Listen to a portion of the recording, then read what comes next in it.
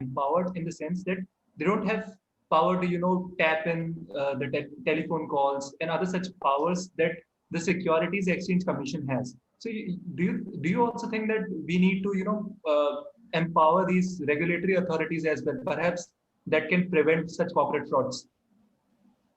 Look, they have the power because your phone tapping can take place if there is a serious vigilance fraud or a vigilance complaint put to an organization.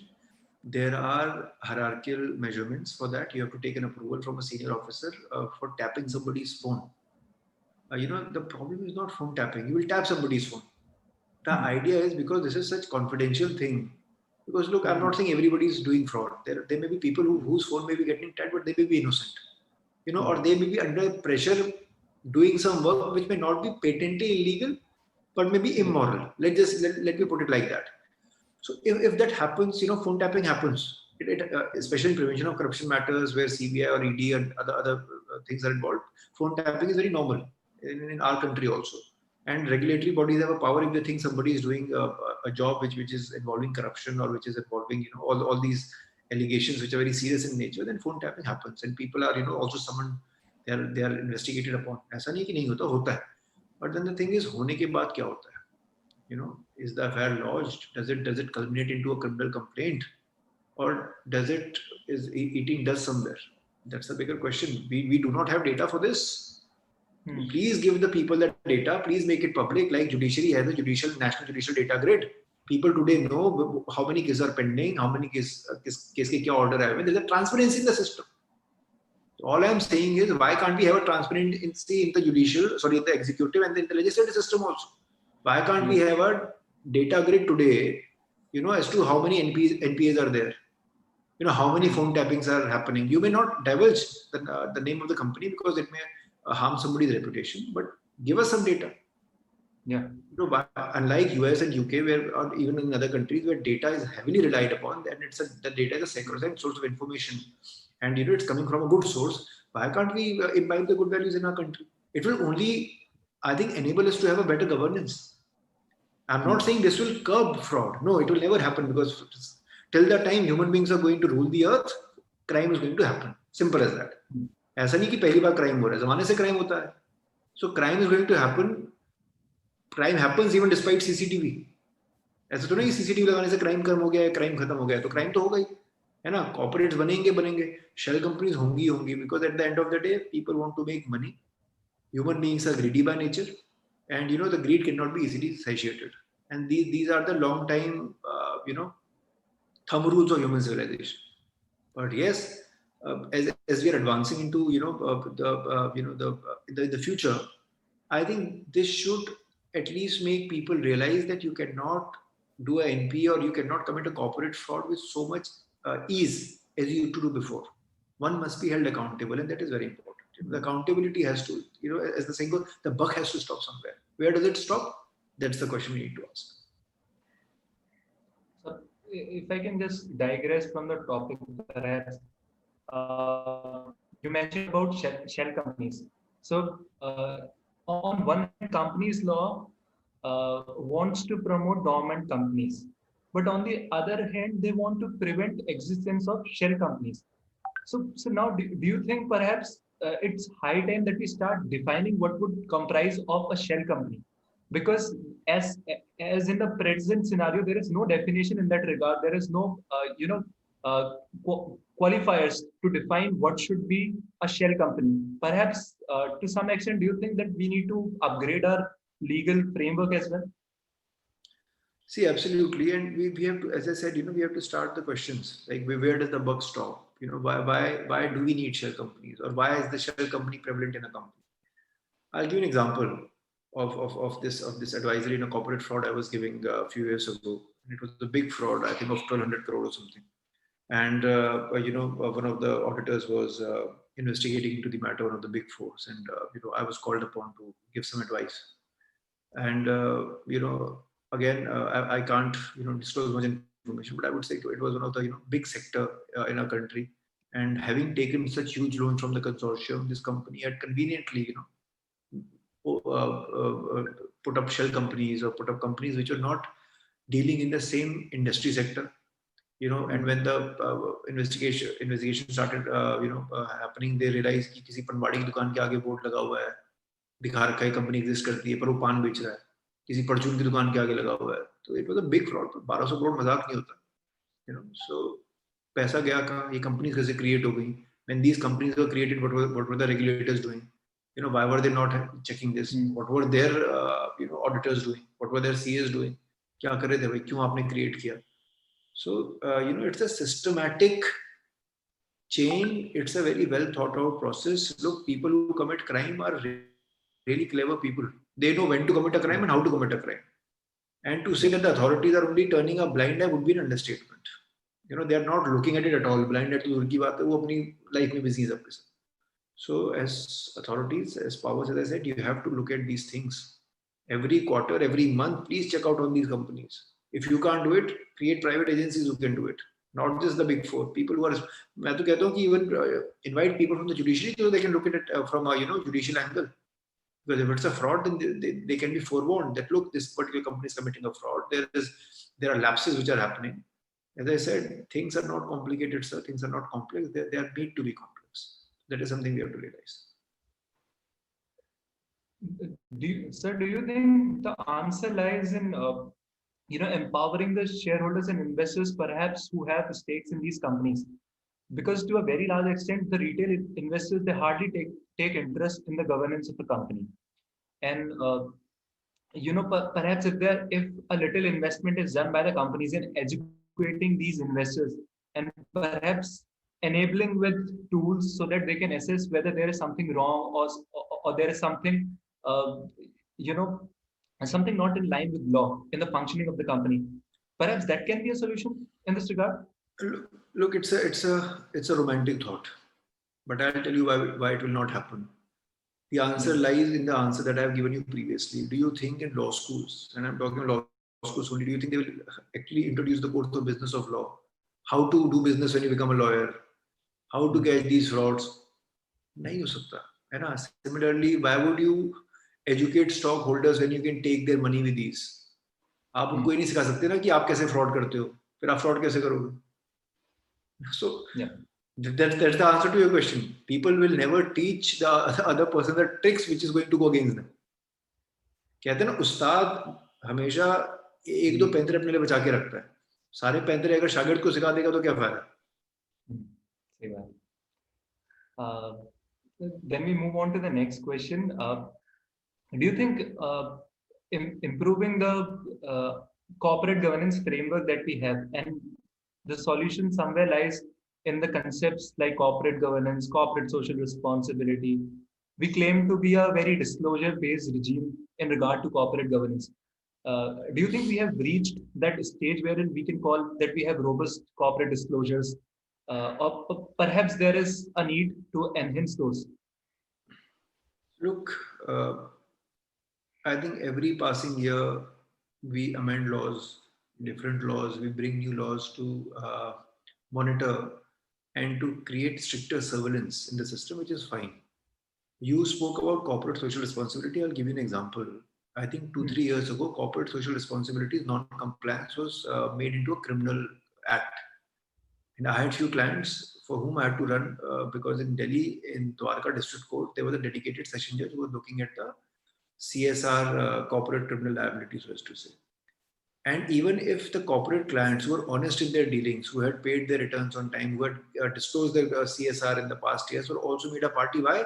Because then the authority said, you have not filed it in the format that we asked you to file. Now that's not a crime. That's the irregularity. So irregularity is different from illegality. And that is something people need to understand.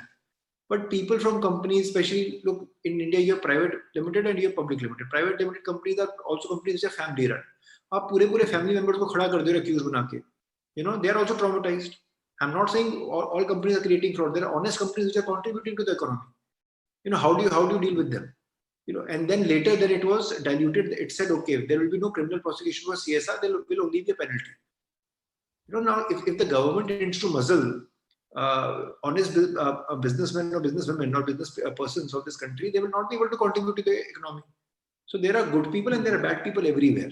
So we have to think how do we mandate or these amendments and these laws, there has to be a balance somewhere. But yes, besides other things, there has to be very strict vigilance. Just because somebody is doing honest business doesn't mean that they are paying their taxes on time. But then there are tax evasions, there are custom and excise evasions, there are other things which are happening. So it's a very, very wide net. But yes, it has to be streamlined, and I think we need to have lesser number of laws and lesser number of bodies. I don't personally think we need 100 bodies. Why do you need to put things in perspective? Let's say take any big corporate fraud in this country without me naming them. Think of one fraud which comes to your mind. Now you have the ED behind them, you have the SFIO behind them, you have the custom excise behind them, you have DRI, you have CBI. भाई fraud तो एक ही हुआ था, 5 agency क्यों देखनी है उसे? मुझे समझाइए आप ये चीज. मतलब ठीक है, इट्स वेरी फैंसी कि भाई 5 कर रही है तो बहुत प्रेशर पड़ेगा और आर्म ट्विस्टिंग हो जाएगी, ये होगी. It's arm twisting at the end of the day. You are financially and legally arm twisting somebody to either get out of business or to harass them. Why can't one single body be given this power? At the end of the day, court ही तो आने ना मामला, trial ही होगा उसका. तो 5 bodies क्या कर रही हैं एक ही फ्रॉड को करके? If today I have siphoned off 100 crores of money, right? Why are 5 bodies looking at the same transaction? Is one body inept? Do their professionals lack the knowledge or the expertise how to study a corporate fraud? सोचने की बात है ना. आपको 5 bodies क्यों चाहिए इस चीज के लिए? ये चीजों कोई क्वेश्चन ही नहीं करता, इस पे कभी डिबेट ही नहीं होता हमारे टेलीविजन पे. भाई पब्लिक का पैसा बचेगा ना. क्या मतलब जब आपको सीबीआई का नाम लेते हैं तो यू थिंक ऑफ रिस्पेक्ट कि सीबीआई तो गुड एजेंसी जो अपना काम कर सकती है. तो उसके लिए फिर एक सीरियस फ्रॉड एजेंसी भी आपने बना दी, आपने एनफोर्समेंट डायरेक्टरेट भी क्रिएट कर दिया, आपने फलाना ढिमकाना सब क्रिएट कर दिया. क्या जरूरत है भाई? मतलब आप एक ही ट्रायल में आप 100 करोड़ की कॉर्पोरेट फ्रॉड को क्यों नहीं डिसाइड कर सकते कि आपको उनकी एक प्रॉपर्टी पे अटैच करनी है, फिर आपको यहाँ पे जी सीबीआई भी उसको इन्वेस्टिगेट कर रही है, फिर वो आप in a way you are also harassing a person who is being accused. So there is the other side of the argument. It also leads has to be created. Sorry, yeah. Which also leads to the delayed justice because there's so many agencies are after one entity. So that happens that several cases are being filed and several investigations are being conducted. Justice भी delay हो रहा है, और साथ ही में then sometimes you do not have judges or board members in these tribunals. कि कब उनके अपॉइंटमेंट होंगे, कब वो केस चलेगा, क्या वो चलेगा, लटका दिया आपने लोगों को. तो we not only need to have a good business model, we need to have a system in place so that people are not unnecessarily harassed. I'm not saying people are not clever, people are clever, but let their cleverness not be punished by punishing them for a criminal liability all the time. वो मत कीजिए. You don't need, to my mind, I don't think any country, not just India, I don't think you need 5 different agencies. At best 2 agencies can do the job for you. आप college के example लेके चलते, इसको simplify कर लेते हैं थोड़ा सा ऑडियंस के लिए, कि भाई अगर मैं कॉलेज में पढ़ रहा हूँ और मुझे एक करिकुलम में सिलेबस दिया हुआ है, ठीक है, आपके फैकल्टी मेंबर लिमिटेड होते हैं, ठीक है. अगर आप हर सेमेस्टर में एक बच्चे को 7 सब्जेक्ट पढ़ाते हैं तो कई बार एक फैकल्टी 2 सब्जेक्ट भी पढ़ा रही होती है क्योंकि उसको समझ है उस सब्जेक्ट की. करेक्ट. आप 7 सब्जेक्ट के 7 अलग अलग फैकल्टी नहीं रखते जबरदस्ती के लिए कि नहीं वो उसको करना है. यही काम एजेंसीज के लिए भी होता है कि जब फ्रॉड एक हुआ, जब क्राइम एक हुआ, तो उसमें फिर 5 एजेंसी या 50 लोग या 100 लोग क्या कर रहे हैं? समझिए. If I can just join into that point, recently I've been reading this news that last week some gentleman has filed this PIL in High Court, requesting for simplifying the legislation which the drafters are doing these days. So that person is asking for a curriculum to be brought in law schools where the students are taught that legislation can be done in simplified language and the students can be taught for future purposes. So I'm not endorsing the contents of these PIL, but at the same time, I feel that the small corporate entities, they need to be made more aware about the vigil mechanism adopted by the government. They are not aware and they are working outside those vigil mechanisms. And ultimately, these small time corporate entities, they do not get those media coverage and the news which the big time entities are getting. So they suffer for not following those vigil mechanisms and not being aware of those mechanisms which are given by government. So to add to this, perhaps the view presented by Arpit sir and Jain sir, can we say that there is a limitation that operates in regard to how regulatory authorities and government can actually regulate corporate actions, because there has to be a delicate balance between ease of doing business and to check the corporate actions on part of companies. Because as soon as you start going out of the sphere of checking those corporate actions and arm twisting, as as Jansen rightly pointed out, that several agencies are operating in regard to a particular fraud, and that discourages business in the market. And perhaps this acts as a limitation on the power of regulatory authorities to check financial fraud. Or this is a pragmatic approach as well, because you cannot discourage business in the market to an extent that people start running away from your market. So I think this. I think if you can just share your views in this regard. Do we need to start focusing more on ease of doing business, or perhaps we can compromise a little on ease of doing business, and we can make the whole regulatory framework more stringent? No, I think we already have a very strict regulatory framework. As I said, we have multiple bodies. I just give an example. I don't think we need too many bodies. And that is the main reason why India has never had the ease of business. People are afraid to do business in our country because they know that 10 body will be breathing on your neck the time you want to set up a business. You have to appease different bodies with different regulations, with different setups. Why? I mean, if you look other countries, the ease of business is there. The economies which have flourished, they have ease of business, and they have regulations also. So ease of business doesn't mean that you have 20 regulators not letting you do a business. You have multiple bodies which are riddled with corruptions, or which are riddled with procedures which will lead to corruption. That is not how businesses are run or done. Why do you think in this pandemic slowdown, or even otherwise, too many multinational companies are not willing to come to India? You take India and you take Dubai. Dubai is just what, a 3-hour flight from India, right? And so many Indian expats are working in the Middle East, pumping into their economy. In Dubai, you can buy a car like a Mercedes for 10 lakh rupees, 12 lakh rupees, which is a starting range. But in India, you have so many high taxes. You don't even have all the brands, international brands, which are available just in the Middle East, but not available in India. When India has such a huge population to cater to so many things, and be it automotive, be it any other industry, ease of business hota to aaj hamari sari foreign companies bhi yahan pe set up ho rahi hoti. Business to nahi hai. This is the bitter truth of this country, because you need honesty at the end of the day, to make things work. And honesty comes with honest regulation. Honesty comes with swift justice system. Again, I keep saying in different webinars, our justice systems need to have more judges. It needs to have better infrastructure. It needs to have more funding. If today a business is in trouble, it can go and knock on the doors of justice without thinking में 10 साल लग जाएंगे justice लेने में. एक forum से फिर तो मैं अपील करता रहूँगा बाद. तो system ही नहीं है. आपने arbitration बनाया. What is arbitration? All said and done. International arbitration में भी बात नहीं कर रहा. आप सिर्फ domestic arbitration ले लीजिए. जहाँ पे आप clause India का डालते हैं कि seat India की होगी उसमें, ठीक है? Now, arbitration in itself is justice system being privatized. Or the Arbitration Act. It's a private system where retired judges or any person who can be an arbitrator, not just judges, anybody, an engineer, an architect, a marine driver, a lawyer can be an arbitrator today. So it's privatization of a system. But it has failed. It has not worked in it effectively, because that award gets challenged, then there is a stay, and then there are different layers of appellate system, right? So definitely privatization has not worked. Can privatization work in judiciary? Then we need to ask for ease of business. All I'm saying is. So answers are there, but we need to streamline a mechanism by which ease of business, ease of justice has to go hand in hand. Till the time I, as a business person, am going to fear कि यार ये तो मेरे को license नहीं देगा, या मेरा cargo अगर आ रहा है उसको टांग देगा, या अगर मैं कोर्ट में जाता हूँ तो मेरे ऊपर 10 false cases करेंगे. By the time I end up going to a court and waste money on for a litigation, I would have wasted 5-10 years. So if I'm not earning revenue, if my business is not making profit, why the hell am I going to put money in a particular country? Simple. It's not a Indian business. Any business thinks of profit for a long-term venture. So have we done that? That is something we have to ask ourselves.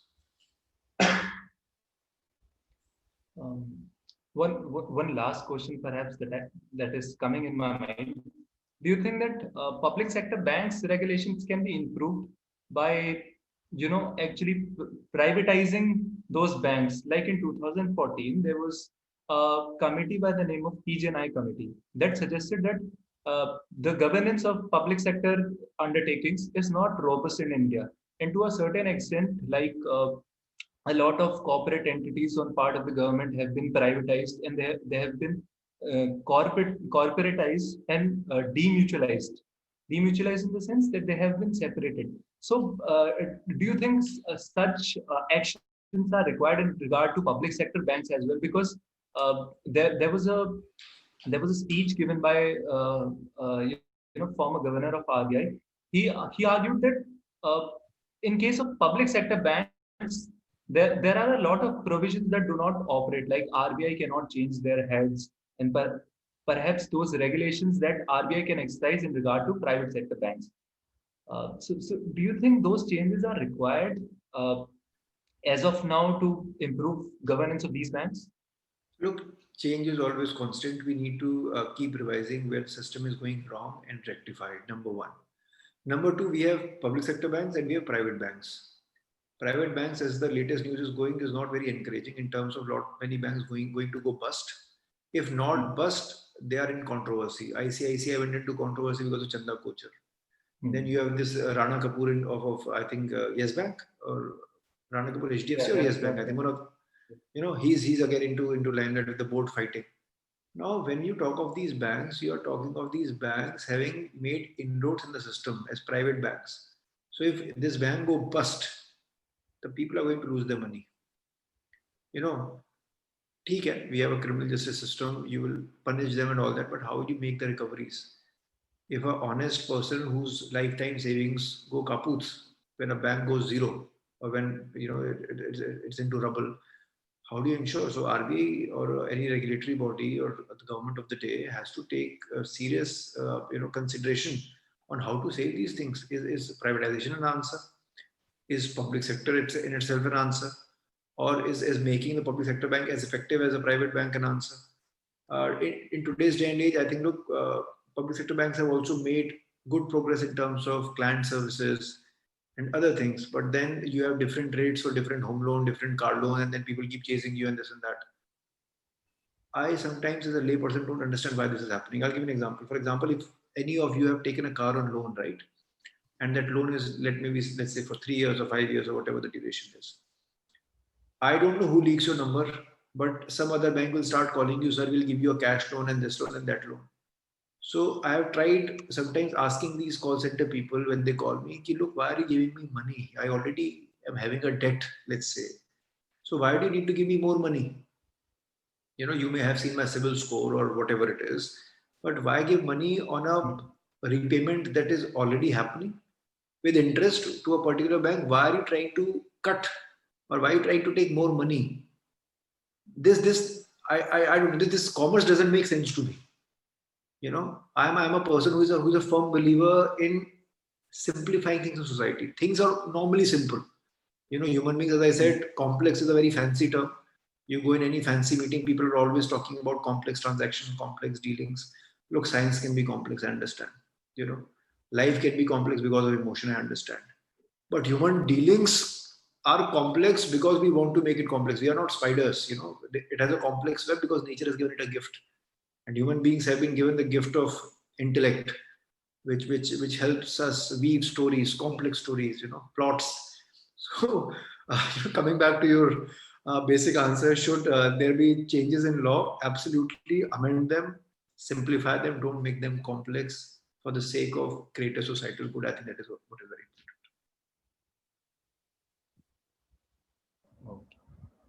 important.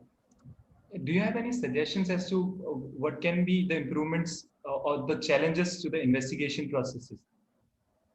Yeah, that will require a different webinar in itself. I have too many suggestions for that. One which we can all agree upon is that it should be speedy, because the process takes the entire lifetime of the accused. So it doesn't make sense to keep it pending for that long.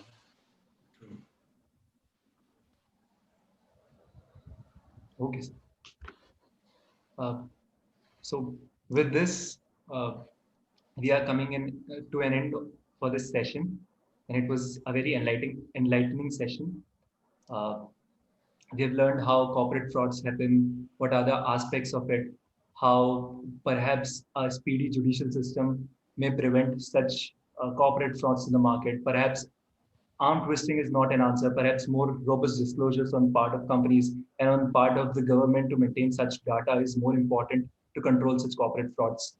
I'm very thankful for the panelists to enlighten us on this topic. And with this, I would like to conclude this session.